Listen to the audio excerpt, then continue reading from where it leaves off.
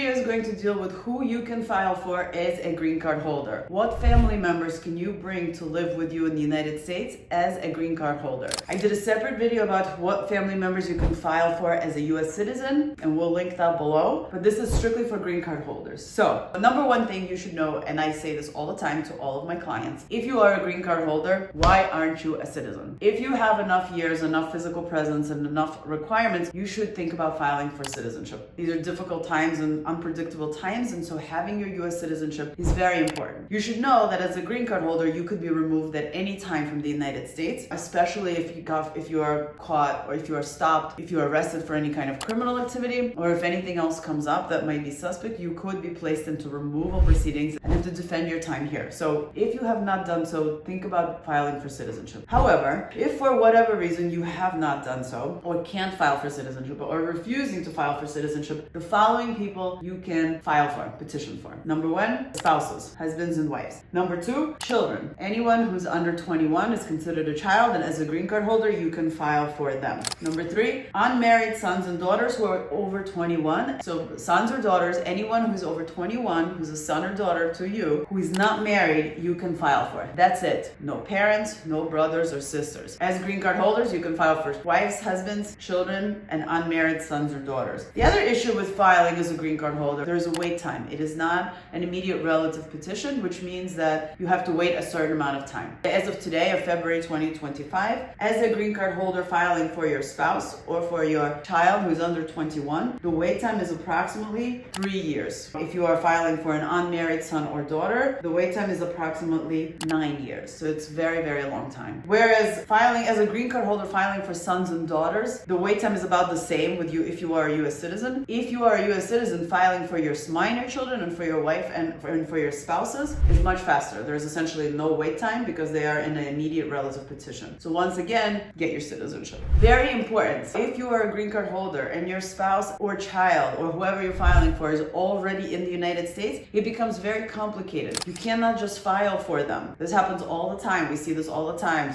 Notarios or whoever, you are a green card holder, you meet someone else who's been in this country for many years, you get married and they file an adjustment of status application, a green card application, and you end up losing a lot of money. You can't do that. You can only file a green card application for your spouse or children if your spouse or child are in lawful status, meaning if they're here in their student status and are attending school, or if they're here on their B1, B2 visa and they are still within the 6 months allowed stay. You have to be in legal status and in the United States to file for someone as a green card holder. As a US citizen, you do not have to be. The person could have lived in the United States for years on end, and then they met the US citizen spouse and you file and it's okay. As a green card holder, you can't. Yet another reason to get your citizenship. And if you are a green card holder and you want to file for a spouse or children, definitely speak to an immigration attorney who knows what they're talking about, so they do not waste a lot of your time and most importantly, so much money filing needless applications that are definitely going to be denied because they're not in status.